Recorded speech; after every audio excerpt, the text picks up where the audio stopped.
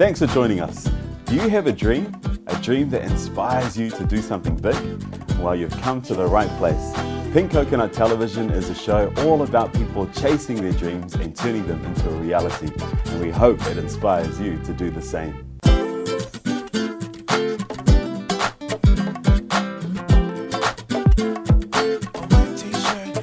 With me on the desk tonight, he's one half of the duo that started the poly theatre movement we know as the Killa Kokonut Krew.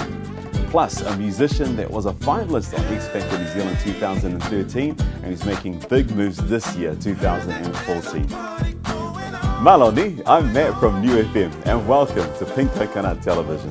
We have on the desk tonight Vela Manusaute from Killa Kokonut Krew and Taye Williams. Welcome to the panel tonight, boys. All right, so Vela, let's kick it off with yourself, brother. Firstly, whakalofalahi atu, welcome along.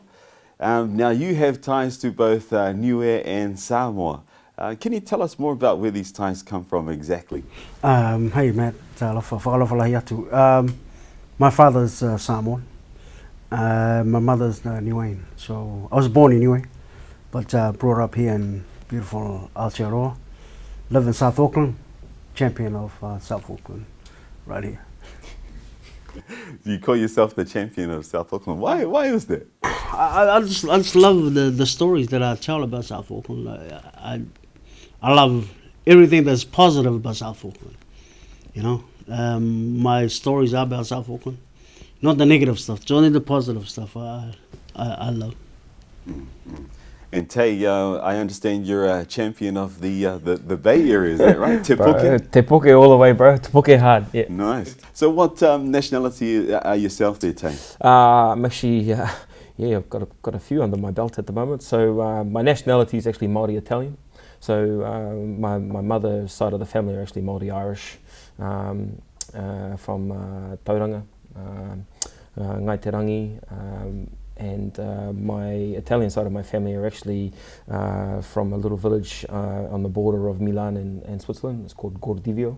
I made the trek there a couple of years back, my pilgrimage back to my village, and man, it's pretty humbling, you know, when you come from, you know, a small place like Aotearoa, and you get to Europe, and when I did the trek to our family village, you know, there's 19 generations. It's the oldest member of every generation that's buried in the cemetery. And back to yourself there, Vela. Growing up in South Auckland, you said you share the positive stories of South Auckland, not the negative ones. When was it that you realised the stage was your place, that you were a performer? Well, back in primary school, I was never the biggest kid in the classroom or the rugby field and field. Everybody was used to pick on me, so I was really good at making people laugh and, you know, being the clown of the classroom. So, you know, I used to tell my teacher that, you know, I lost my homework along the way. She believed me, and I thought, man, this is so easy to. You know what I mean? Like, so I was one of those kids that, you know, brought all my friends with laughter. So everybody goes, man, you're funny. You should do something with it. So I love standing in front of people. You know, but when I was in high school and. You know, I told everybody in the bus stop, they said, what do you want to be? I said, I want to do some acting. I want to do some acting. They cracked up. Yeah. They laughed. You know, when you tell people about your dreams growing up, especially myself, people laugh. Auntie, neighbors say, you never get there. You know, like, oh my gosh, yeah, that's right. Yeah. And one of the things I wanted to do, man, was play instrument. Yeah. I had guitar, couldn't play. Yeah. Drums, couldn't play. Music, failed music. Yeah. But I wanted to do all those kind of things, you know. We all have dreams and aspirations, and I think it's, you know, and that's having those dreams and aspirations is what sets us up, you know, not only in just life in general, but our working life. Because when you've got to start paying bills, you've got to have aspirations within your working environment, and then your day-to-day life, you've got to have aspirations as well. Whether it's you want to have a whānau, or you want to buy that car, or buy that house, or you want to look after your parents, or you know, whatever the situation might be. You know, that's aspiration at the core, really. At the end of the day, I think. So. Definitely. One of the things too, I had one teacher too. It's always that teacher, you know. For me, it was a bilingual teacher in intermediate. Yeah. You know, it's always, and like years later, she came and saw my first show I done with a Shakespeare show in the university.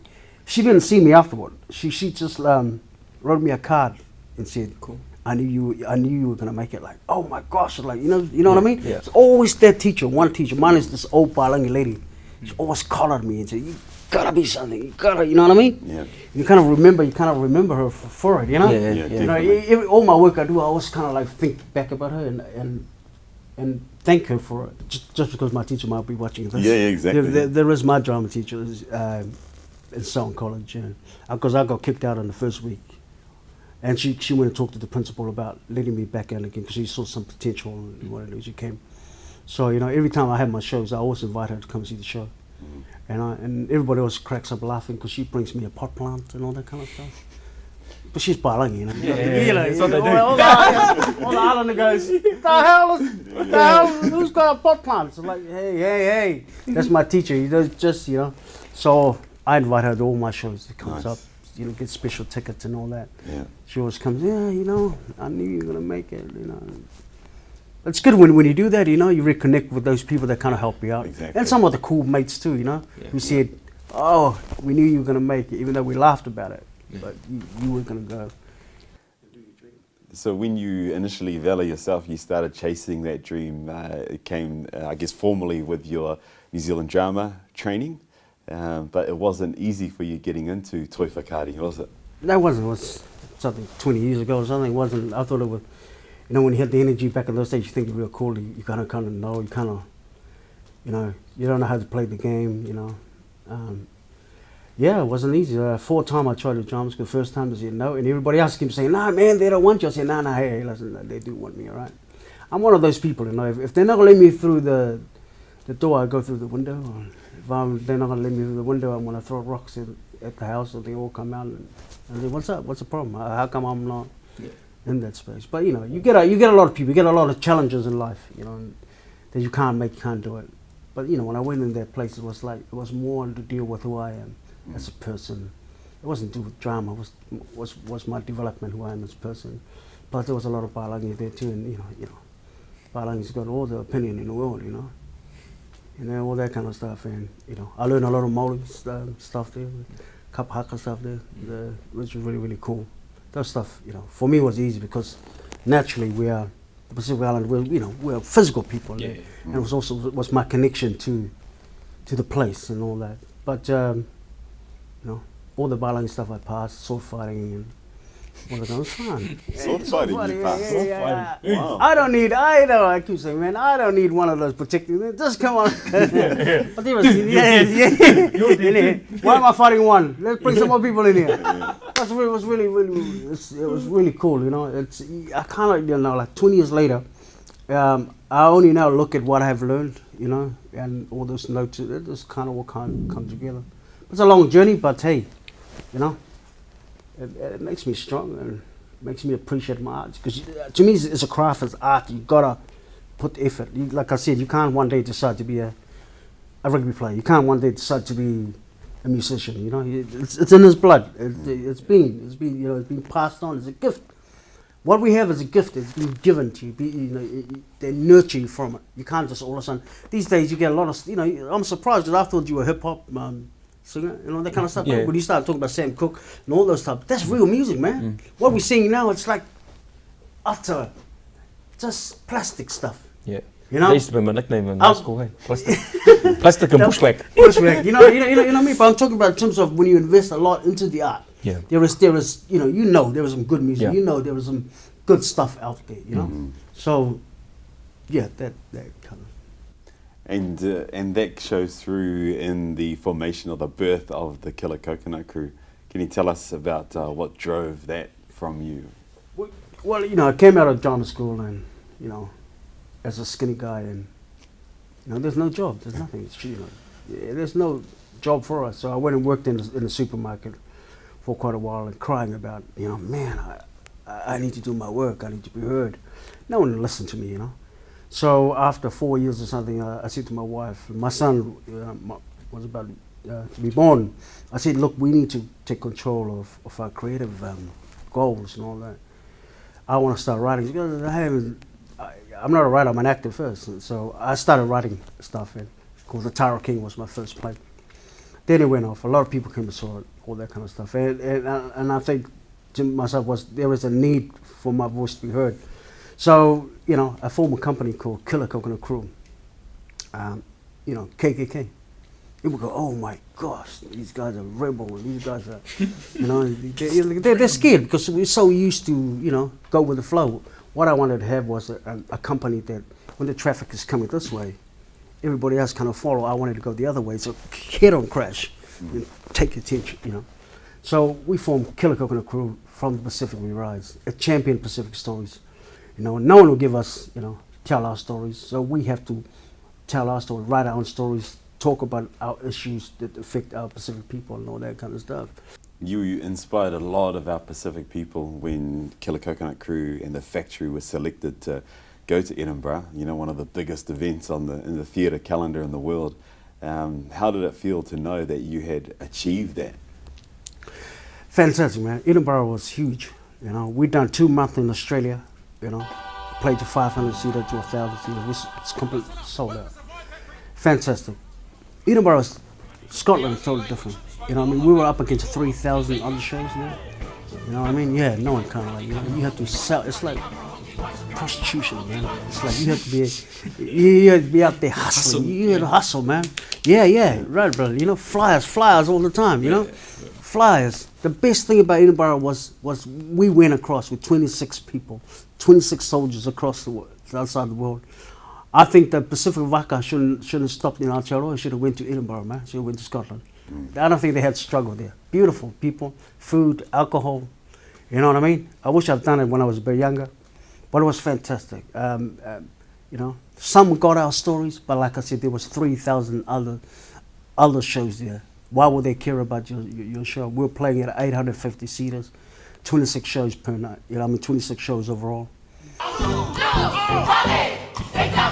And the people that I'm working with are just amazingly positive and really, really talented. The show is amazing. This is something special.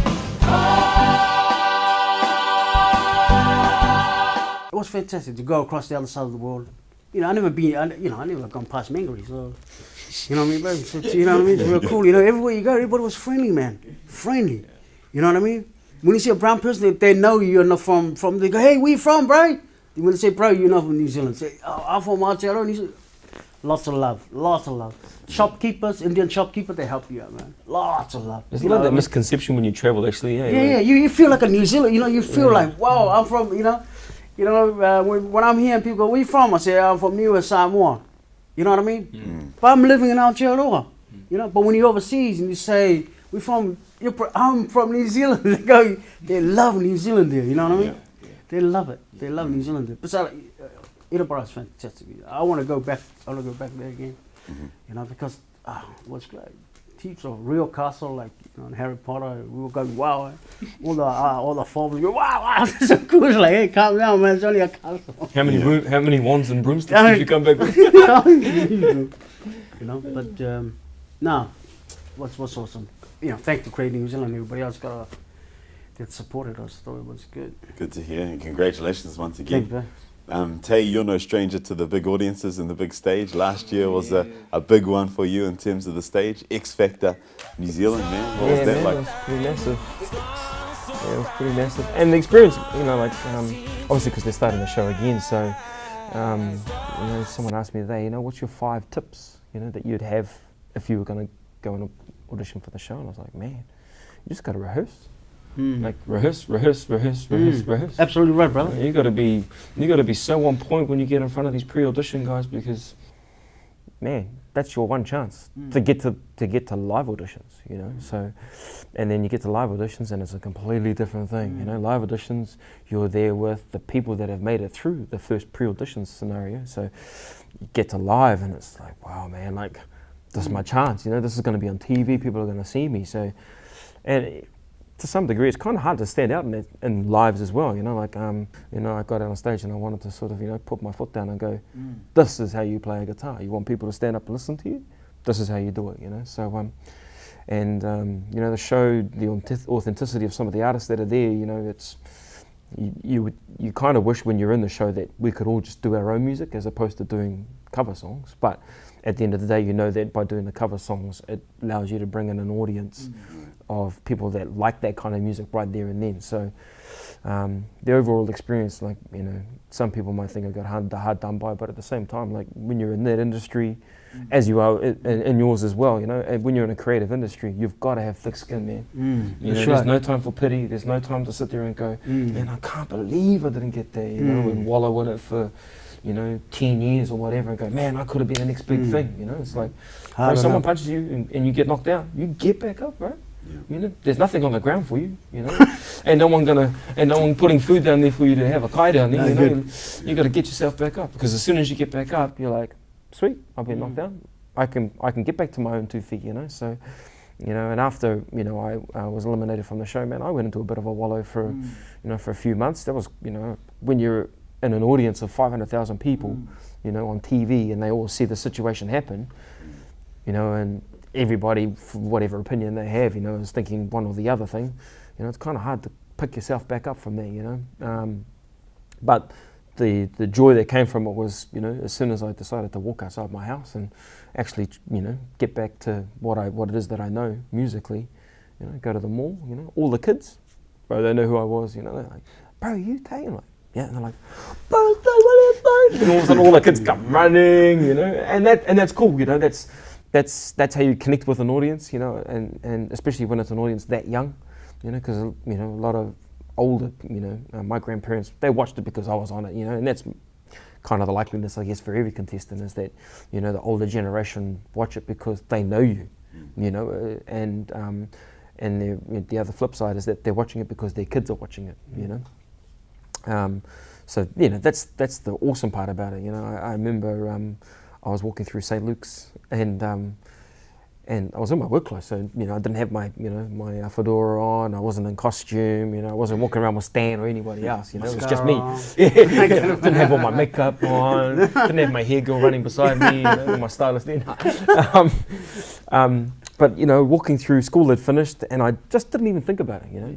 And there's, you know, a group of about 13, 14 girls, you know, about that age, you know, they walk, one of them goes, "Are you Taye?" And I'm like, yeah. They go, "Oh my God!" And they all come over and scream, and I'm like, "Kia ora, how you fellas?" And I'm like, good. I said, "Do you fellas want a picture?" And they're like, "Yes!" And they're like, "Hello." Ding, ding, ding, ding, you know, and they all take their pictures, and like, "Oh, I can't believe, what are you doing here? Haven't you got like someone to come and do your shopping for you?" Right? But yeah. that's the disconnect between what they see on TV and what we are in real life, you know. Like, and I think that's confusing to them as they get older. It's like, you know, maybe they don't want this life because, you know, they don't want to be under the magnifying glass or anything like that. But we're just normal human beings, you know. We're just like everybody else. You know, we've got gifts that we like to share with everybody else, so that they can partake in what it is that we're able to provide. But these girls, you know, 13, 14 girls, you know, they're just sitting, just screaming. And I was like, "All right, well, have a nice day." And they're like, "Oh, thank you so much." And anyway, I walked down the way, and I went into Barker's. I'm standing in there, and I'm having a look at some work shirts. They're standing outside going, "We love you, Taye." Like, and the people in the store are going, "Are you Taye Williams?" I'm like, "Yeah." They go, "Oh, look, can we get a picture too?" It's just, you know, so it's kind of infectious, you know. As soon as one person says it, and everybody's like, "You're that guy that was in," you know, yeah. You know, it still happens now, you know. It's really nice that people can sort of, you know, attach me to the program itself, because it's a commercial beast, you know. And you know, the type of people that watch it, you know, that's the type of people I'm trying to sell my music to, you know. So that's what the kids want, you know. If I was writing my own music and I was writing it for me personally, you know, I probably wouldn't, you know, I can say hand on hand, I probably wouldn't get funding, and I wouldn't be as widely known as, you know, some other artists that are, you know, of the same degree. So, you know, sometimes you've got to bite the bullet. You've got to know that this is the world you live in. That's the world that you've got to revolve your art in. Stay within that, and then when you're big enough and you're, you know, a sensation, like, you know, the Killa Kokonut Krew, then you can go, "Okay, I'm just going to go over here for a little while. I'm just going to try this out, you know, and see how it works out for you. If it works out, awesome. All of a sudden, you've created this little niche market, which is just yours. You're one of the, you're almost a pioneer. You're the one that's going to go over here, and I'm going to go, oh, cool. I love what those fellas are doing, but I'm just going to go and sit over here for the moment, you know." So. And Vela, that's similar to what you've done with the Killa Kokonut Krew, isn't it? The music. Absolutely, man. Sorry, man. One thing I got to pull out of this brother here, which is really, really good. You know, these young kids are watching out there, man. Absolutely right about practice, rehearsal, practice, rehearsal, until you're you're dying. Because if you don't work on your craft, it catches up on you. People can tell through you haven't put the yard in. It's like you guys, go to the gym. You got to, because if you don't, I'm naturally like this. What you talking about? bro, I'm naturally like that too, bro. You know what I mean? You got to work on your craft, because I think a lot of young artists, I think they're lazy, and I'm not afraid to say that they're quite lazy. They only think they're just going to turn up. They only have a few practice to turn up. You gotta drill yourself. You gotta do the yards, and because when you stand in front of the audience or in front of a crowd, if you don't rehearse, you'll get caught out. And if they'll know you haven't put the yards in. They can tell. That's the reality of it now. Absolutely. And you're absolutely right, my brother. When you get knocked down, there's no one on the floor apart from yourself. You know what I mean? You gotta get back up again, because there are times when obviously when we get turned down so many times. You know what I mean? I get lots of no's and a few yeses, but you gotta be strong. Yeah, you can go. One time I got this, being booed off stage. You can go cry in your room, but you gotta be able to come back, because your life. You need to go on. You need to walk through the fire. I would just say. Then you'll be able to walk, back and forth once you know how to get through those. But yeah, you're absolutely right. But I can't wait to go home and look who you are. I don't watch the program, but I can't wait. But it seems like really cool. I can't wait to go. Hey, son, because my kids watch watch the program.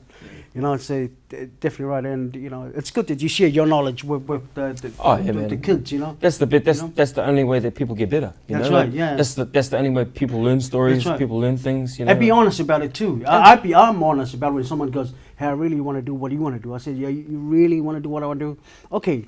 It's quite hard, but you can do it. You can do it, because people, they think about that, like, hey, aren't you someone else doing your shopping? They got the wrong mentality. You know what I mean? So they come into the business thinking, oh, I'm just gonna have a few songs. I'm gonna write tune and all that. Choose 2 songs, then I'll be a star. Yeah. No, man. There's more grit and hard work that goes into the whole process.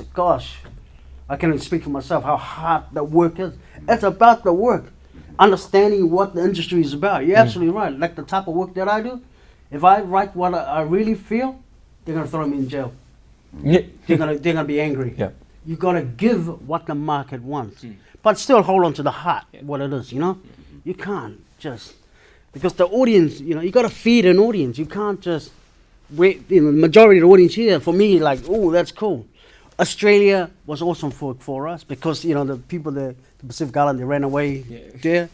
They missed the stuff. Edinburgh is way far. European, they don't have the same struggle as I have, the Pacific struggle.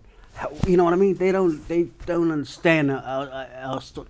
Plus, we have to cut 20 minutes of the show and all that kind of stuff. But you learn. So you can always go back to it and say, hey, how do I go back and conquer it? Yeah. And that struggle was really important. Seeing the factory show, it made me think, and I'm sure a lot of our other brothers and sisters appreciate our parents settling to somewhere like New Zealand or Australia.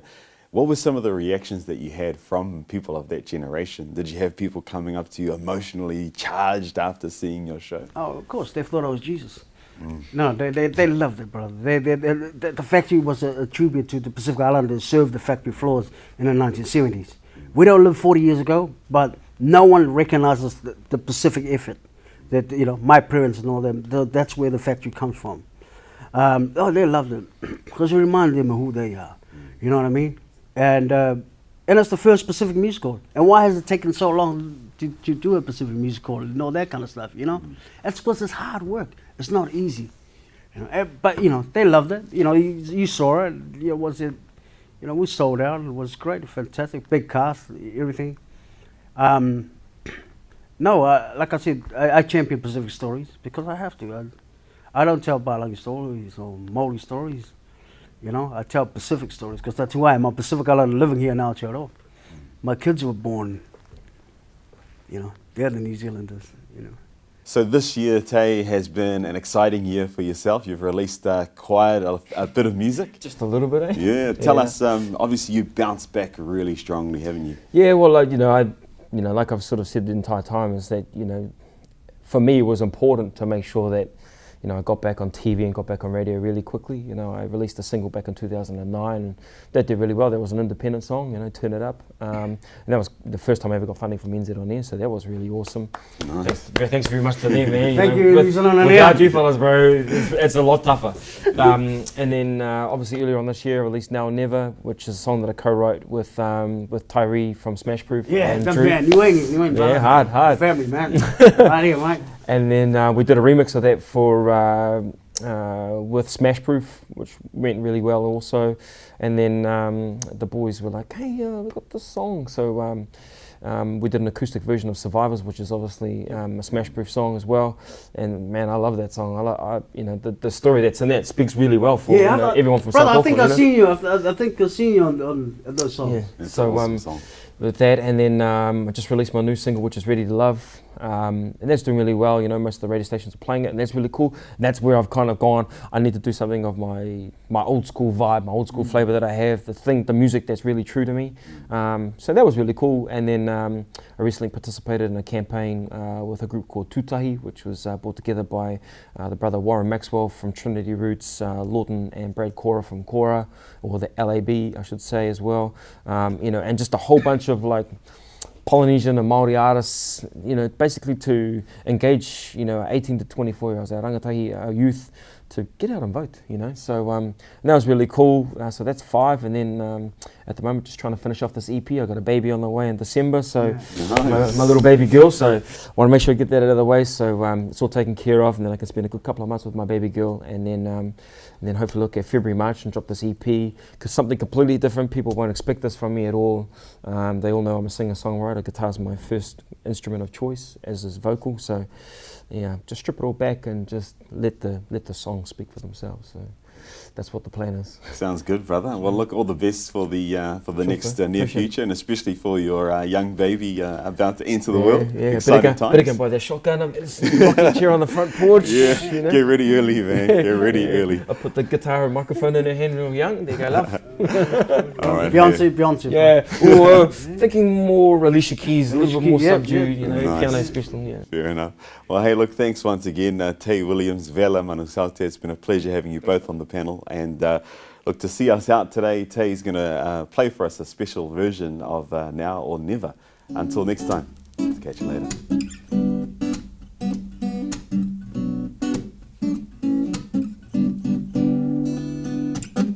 Hey world, I've been working on so many years, still ain't got no raise, but I gotta work this job. I know, I shouldn't complain. There's people struggling every day. I see that would love to take my place, yeah. But sometimes I feel there's more to life than it's 9 to 5, same shit every day, yeah. And I think about all of the opportunities that pass me by. I wish they would replay, yeah. Then I see your face, pieces fall in place. Suddenly I remember that this is all for you. That's why I can't lose. I gotta reach inside and keep on pushing through. You're a shooting star, shining in the dark. I know the world is cold. Never give up.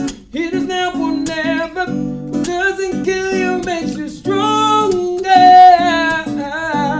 It's now or never. Came up from the gutter, man. Holding my suitcase, my dream in my other hand. Sick of living off a minimum wage. I said not to aim for the sky, square range, but carried on. I believed in my heart, so I aimed for the moon. Landed on the stars, and it's funny how a little goes a long way. Time waits for no man. You're in the wrong lane. You're a shooting star, shining in the dark. I know the world is cold. Never give up. It is now or never. What doesn't kill you makes you stronger. It's now or never. You're a shooting star, shining in the dark. I know the world is cold. Never give up. It is now or never.